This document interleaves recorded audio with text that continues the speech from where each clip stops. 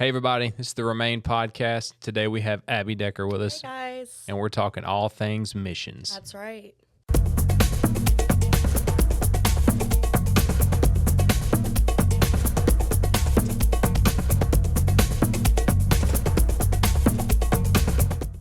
What's up, Abbie? Hey, Seth. How are you? I am good. I just came from the gym, so I'm kind of hungry. Oh, okay. Yeah. All right, well, we don't have any snacks to offer you. I'm sorry. Okay. Want some drinking coffee there? Okay. Don't like coffee. What? I don't like coffee. Are you even American? I know. Well, thank you for coming on today. Absolutely. Super excited to talk to you. A big part of the ministry here at the church in general is missions, and I know you and I have both taken a lot of part in a lot of the missions here at the church. So I kind of want to get some insight from you on some things that we've been doing, I've been doing, and that's really, it's so awesome about our church at Faith Fellowship. If you haven't been here, we do a lot of missions. Our pastor is very mission oriented. Our associate pastor is very mission oriented. We have lots of opportunities to jump in the mission field if that's something that you're interested in. So I want to have you on today and we can kind of talk, share a little bit. You've recently done the InMission program. That's right. If you're not familiar with what I'm saying when I say InMission, we have what's the best way to put it? Being that you went and everything. So it's kind of like a short internship. So it's a mission program, but you're not per se going with like a big group like a lot of short-term mission trips are. You're more going like by yourself or with one or two other people. So it's really more like an internship, and you can go 2 to 4 weeks to Brazil for right now when we've looked at expanding it in the future. And you stay with a host family, so you're completely immersed in that culture. And you're working in the church in every aspect where you're working with the pastors, you're working with maintenance, you're working with just all aspects of the church. And then every day you're also doing outreach into the community there. So we were in prisons, we were in orphanages and drug recovery centers, just anything that you could think of, we were outreaching and pouring our hearts into that community. That's awesome. How long did you say you were there? So I was there 4 weeks. And like I said, you can do 2 to 4 weeks, but I chose to go 4 weeks. I felt like it was just so far away, and I knew that I would want as much time as I could there, really just to get to know the family that I was staying with, to make those one-on-one connections with everybody there. It's just hard to do that within, a week, Right. Short mission trip, to really make those lifelong connections. So in the month that I was there, that was one thing that really stood out to me, was just the connections that I got to make. Awesome. Now, correct me if I'm wrong, but InMission has been a program in Brazil for a while, right? You weren't like the first person to come down. No, I actually was. You were? Yes. Oh, I didn't know that. I thought that. So it was Gabby is her name, and she kind of was the inspiration for the program. She wanted to bring people and just teach them how to be a missionary, and so she brought that to her pastor in Brazil. And they started it up and connected with our church because we've got those connections. Right. And so me and the girl that I went with were actually the first ones to come from here to Brazil to do it. Okay. So were you the first actual interns of the whole program, or just Americans? Have they had anybody from other countries come? Or I don't think they've had Okay, so others. We were the first ones. Oh, okay. I didn't know that. Okay, very cool. Yeah. When she says the pastor in Brazil, he's actually from here. Right. His name's Darren Ray. He's one of the missionaries that's part of our church. His son's on staff with us now. So yeah, I was actually able to go down with my wife. We didn't do the InMission program, but we went down in 2014, I think. And I spent a week down there and was very involved in his ministry there. Got to do some of the things you were talking about. Did you go to the women's prison when you were there? Yes, so I got to go to the women's prison once or twice a week. So I was there like 6 or 8 times. Oh, okay. And got to minister with them. And that was just, it was kind of scary going in at first to the women's and the men's prison. But it quickly turned into one of my favorite ministries. I do a lot with the kids here, so I thought that going into the orphanages would be my favorite while I was there. But really, the prisons were probably my favorite outreach, just because it was something so different than what we get to do here. Mm-hmm. Having those opportunities to go in and just disciple to them is not something we get to do a whole lot in America, or if we could, we just don't. And I think that's a ministry that could use a lot of outreach. So going into the women's prison, just getting to love on them and teach them and remind them how beautiful and worthy they are, even though, they may have past mistakes, was such just a blessing for me. And then going into the men's prisons, it was kind of scary. We couldn't wear jewelry in, we couldn't take our phones in, we couldn't take anything in. And then we actually were locked in a room with them, with the guards on the outside of the door. So, it was really scary the first time going in, and I was really nervous to get up and talk to them. We had 25 to 30 prisoners in there. But I quickly realized that, they wanted to hear what we had to say. I thought they're just using this to get out of their cells for a little bit, but they don't really want to know what we're going to say. But as soon as I started talking, they sat up straight and just eyes open, listened to every word that we had to say. And then I think the third time in the men's prisons, we actually had 7 salvations in one day. Oh, wow, that's awesome. Yeah. So they wanted us there. They were hungry for the word of God. And, I didn't realize that at first. I thought that they didn't really care what we had to say. But no, they were hungry, and they wanted, and they looked forward to us coming every week. That's awesome. Yeah. I got to go once when I was down there, and the interpreter I had, I don't remember his name. He was a young kid. He was not very old at all. And we're driving there. I was the only one in the car. He spoke some English, but he could understand it better than he could speak it. But he's going to interpret for me. Yeah. And he's riding in the back seat with me, and his hand's shaking. And I'm like, hey, man, what's wrong? And he said, this place makes me nervous. And I'm thinking, great. Yeah, me too. Yeah. So we get there, and they take us on a tour before we go in. And they took us by what I guess it would be there, solitary confinement. Did you get to see that? Yeah. So it was outside. It wasn't even inside. Yeah. And they had juveniles there. And I'm pretty sure it was a men's prison, but it also had juvenile. Okay. I don't think it was strictly juvenile, but I don't remember exactly. But I remember that we walked up to the solitary confinement, and they had these little cells, and this little hand comes out, and it was like a itty bitty. It broke my heart. Yeah. It was super sad. Yeah. It was. It was something to experience very different than here. Yeah, absolutely. And when we went up to the cell, like you said, they make you take all your stuff out, and then you put it in this thing. And here I'm thinking that these guards are going to go in with us and everything. No, not at all. And I'm not trying to scare anybody away from going. Right, no. It's very safe, and it's amazing, like I just said. Yeah, but it is different. It is, yeah. So they put us in the cell, me and then the interpreter, and that poor kid was so dang nervous. He was shaking like a leaf. But they brought, I think it was 16 guys they brought in. Oh, that's awesome. And I just began to converse with them, talk to them, really about just their life at first, communication and everything. And they were telling me just stories about how they've gotten there, and a lot of sad stories. But then I got to share the gospel with them. And even though some of them seemed very standoffish and not very interested in what I had to say, 8 of them gave their lives to Christ that day. So that was my first time in that scenario, and it was awesome. I loved every second. So it was really cool to hear that you got to do that as well. Yeah, I think the InMission program is definitely full of first times. Yeah. I couldn't tell you. It was first time leaving the country for me. First time being in a country where it wasn't, the same language. Mm-hmm. First time going in prisons. First time going in orphanages. It definitely stretches you because it's full of first times. So you're definitely out of your comfort zone at some point every single day, right. If not all day, every day. But I think that's what's so beautiful about it because, I can't wait till I get to go back.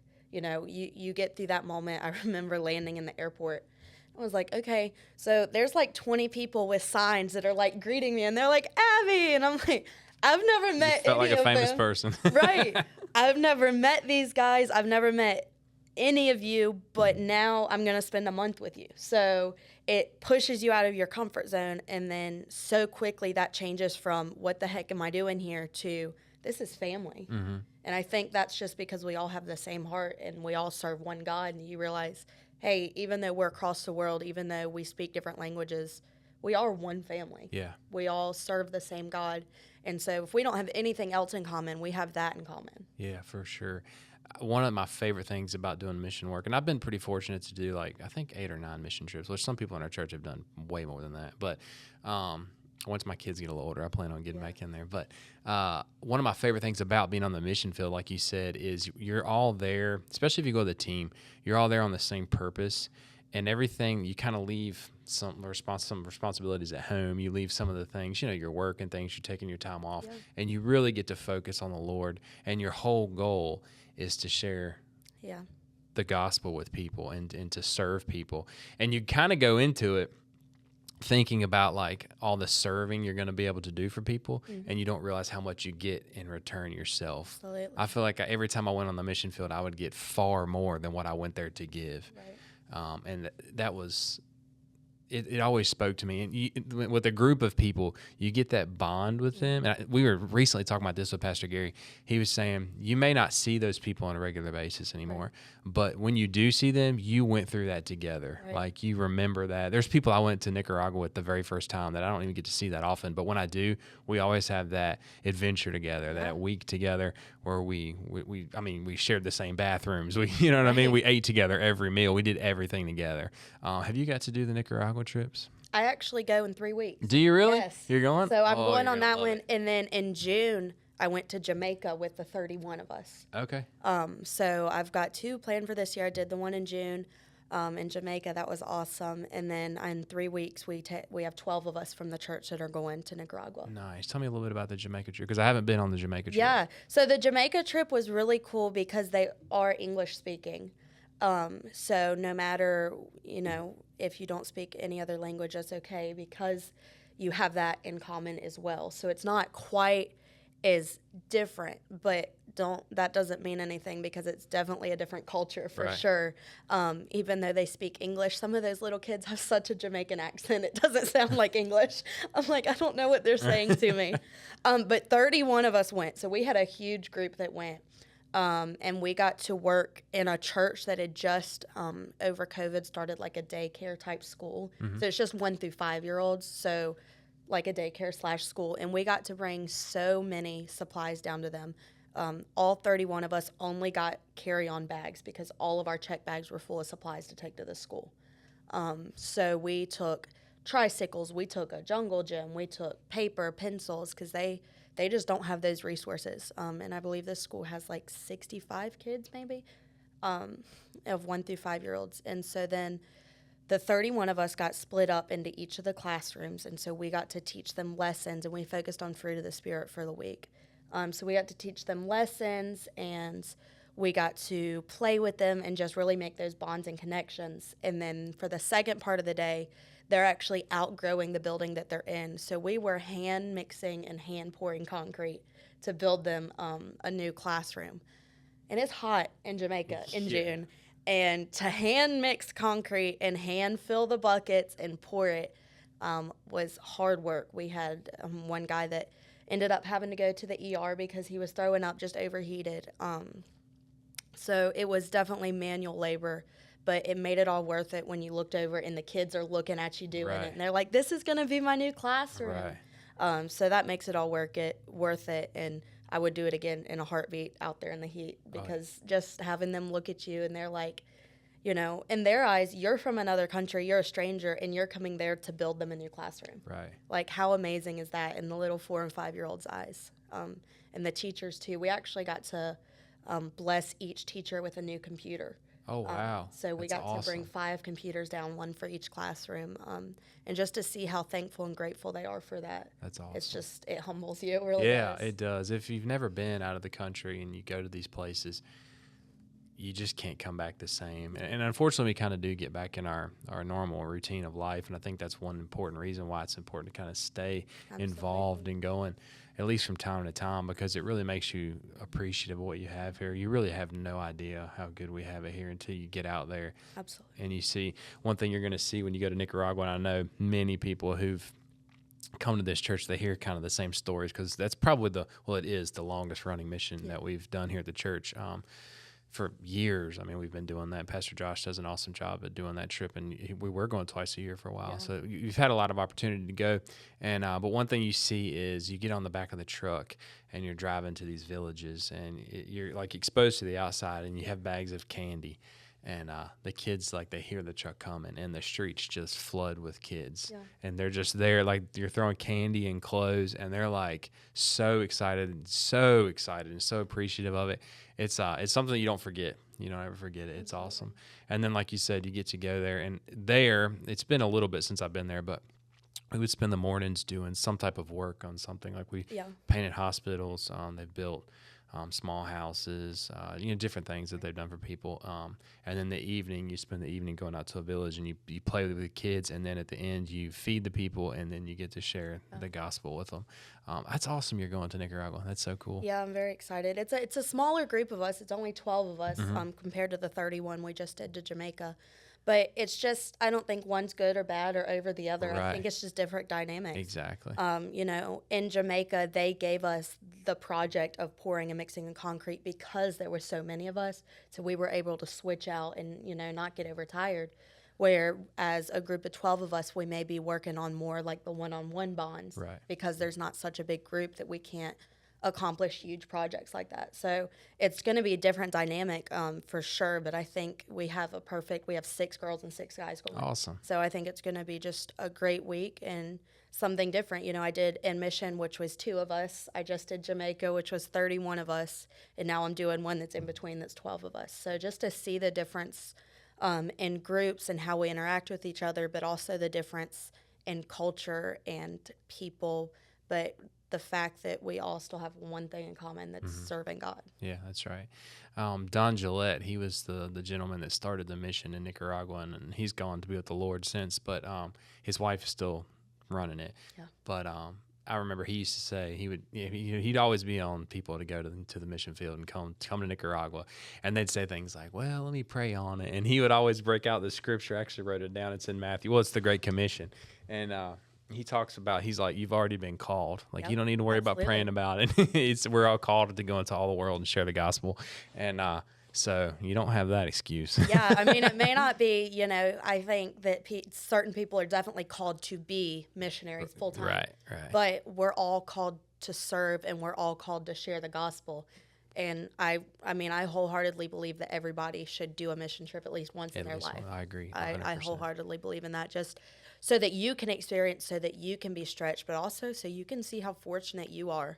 Like I think about it sometimes. Yesterday I was in Plato's Closet and I was like buying another shirt. And I'm like, I've got 5 shirts that are this exact color and I'm getting another one. And then there's people that I've encountered in Brazil and in Jamaica that would be grateful for a shirt, And it just makes you think, or do I need a 40th pair of shoes? Like, absolutely not. I don't. Right. So it definitely opens your eyes and makes you think, hey, why don't you save this money, or why don't you put this towards helping somebody else, helping somebody less fortunate? Missions don't have to be overseas. Missions can be right here. Yeah. Why do I need to buy a $200 new pair of shoes when I can put that to somebody that's living on the street right down the road from me? Right. You're talking about doing missions in the States. I know you've done some. I've done a little bit. Jordan and I, we've only planned actually 2 mission trips ourselves, but one was to Texas right after Hurricane Harvey, and we spent a week there. But you did one in... I did West Virginia. And you're getting ready to do Hawaii, right? Yeah. Tell me about Hawaii. Yeah, absolutely. So Hawaii, it's actually, I'm doing the program called YWAM. Youth with a Mission is what it stands for. And so it's actually a missionary school. That's like a semester of school, so it's 6 months. And I'll go and I'll be doing schooling about missions for 3 months in Hawaii. And then the 3 months after that, I go directly onto the mission field. So you do half of it learning about missions and preparing for it, and just strengthening in your relationship with God and building the connections with the other students. And then the second 3 months, you get put onto the field for 3 months with those students. So I'm really nervous. My family's very nervous because I'm the baby. Is your mom freaking out? Oh my gosh. Yeah. So what was your dad? That's a good question. No, both of them are at the point where like they don't even want me to talk about it because I'm the baby of the family, and that's 6 months away from home. But, I've tried to approach it with them like, hey, it could be 4 years, like a 4-year college away from home, but it's not. It's a semester. Right. And I'm going to come back so changed, and it's going to be amazing. But, I mean, it's no small thing. I'm nervous. I've never been away from home more than the month that I did in Brazil. And not knowing where I'm going to be sent onto the mission field. Mm-hmm. So, like, we don't find that out until we get there and then until we get split up with our team. And then there's 20 different locations that we could be sent and all around the world. So that part is a little bit nerve-wracking, but I know that the 3 months that I'm there are going to be training me for it. I know that 3 months there, I'm going to be building relationships, so I know the people that I'm going with.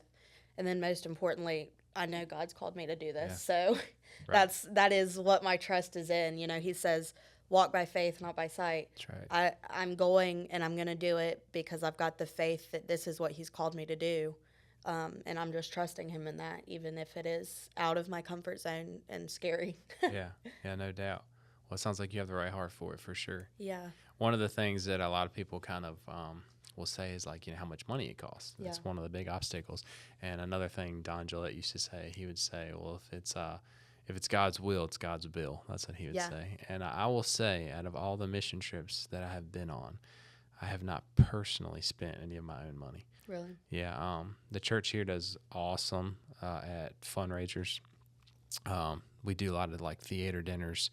If you want to get involved in that, you just help serve, and then whatever was given for the food and the theater goes towards missions. They do lots of mission fundraising here. So if that's a thing you feel like is kind of hanging you up from maybe going, don't let it. Don't let it. Like Don said, it's God's will, God's bill. Yeah. I want to circle back to the InMission program.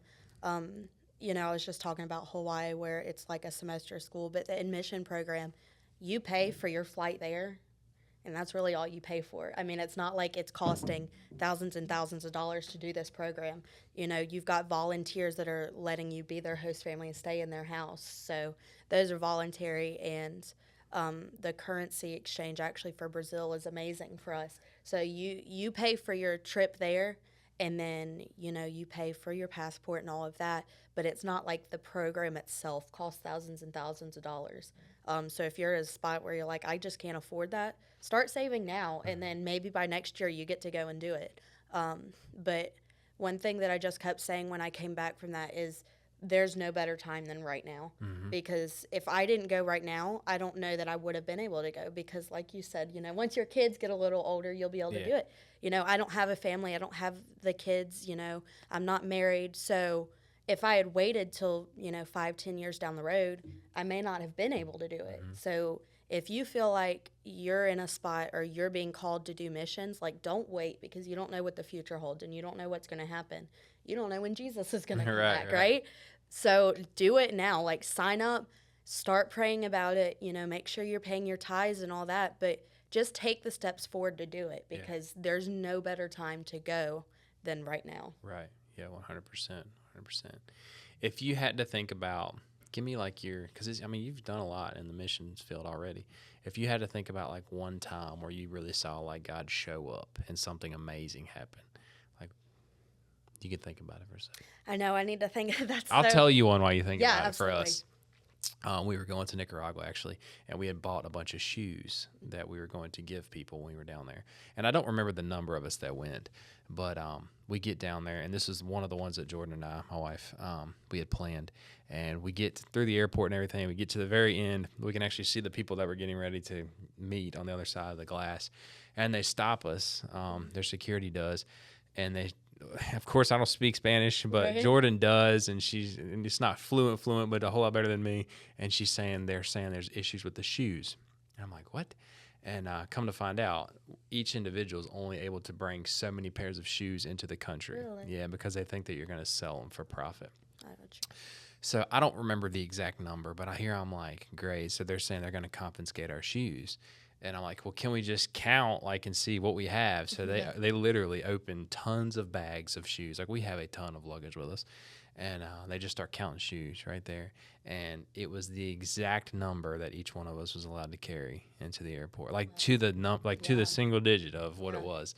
And we were able to bring them in and give them to people. Awesome. Yeah, it was pretty awesome. So cool. That one always just stood out to me. Yeah, there's so many that I could think of too.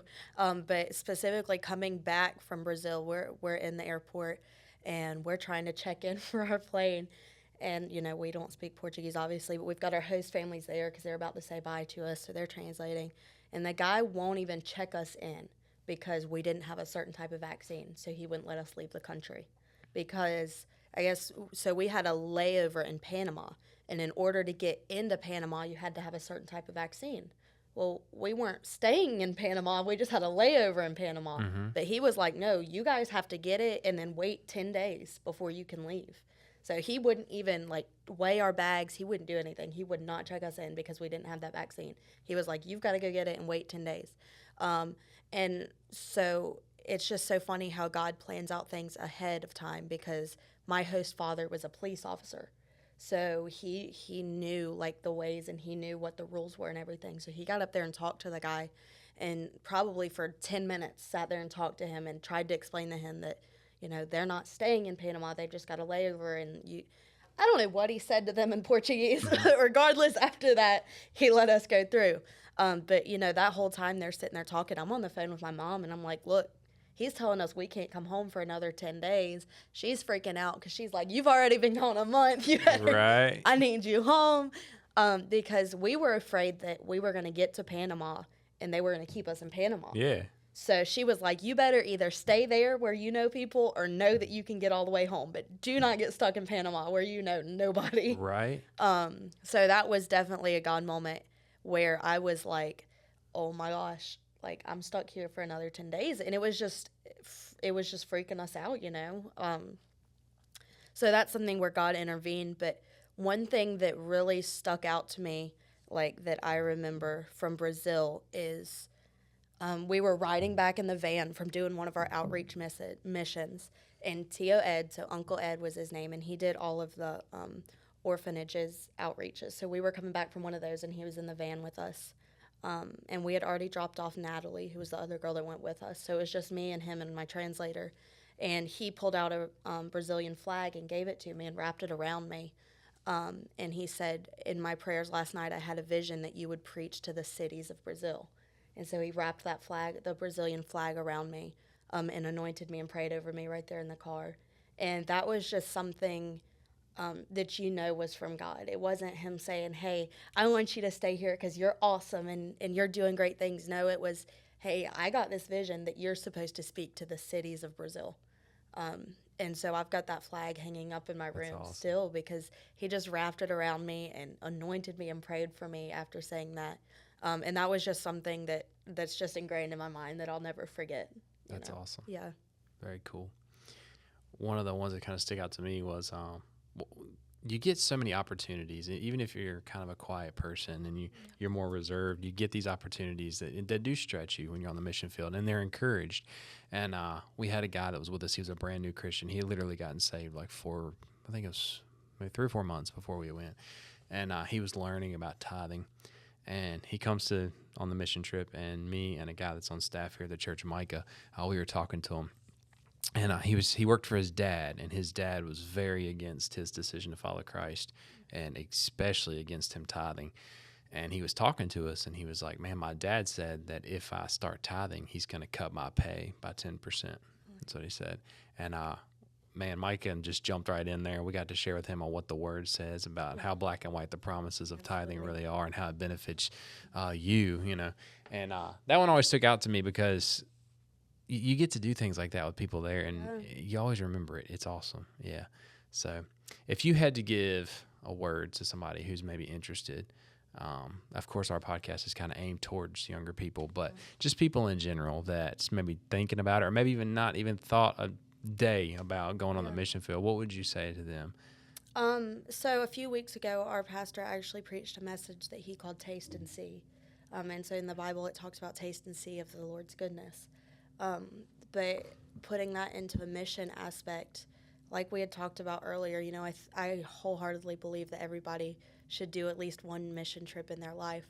But taste and see, right? So you may absolutely be sure of what your calling is in your life. You may absolutely know that the Lord has called you to do one thing. But until you taste and see, right? If you've got a new food that you've never tried, how do you know if you like it or not, right? Until you taste it and see if you like it or not.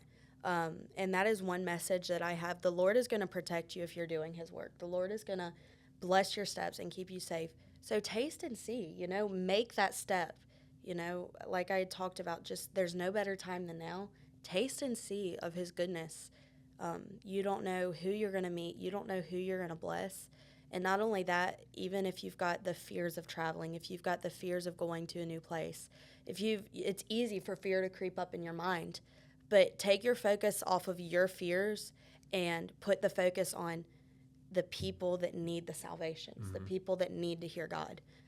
It may be your worst fear. It may be so scary for you, or maybe it's just something you're just completely against.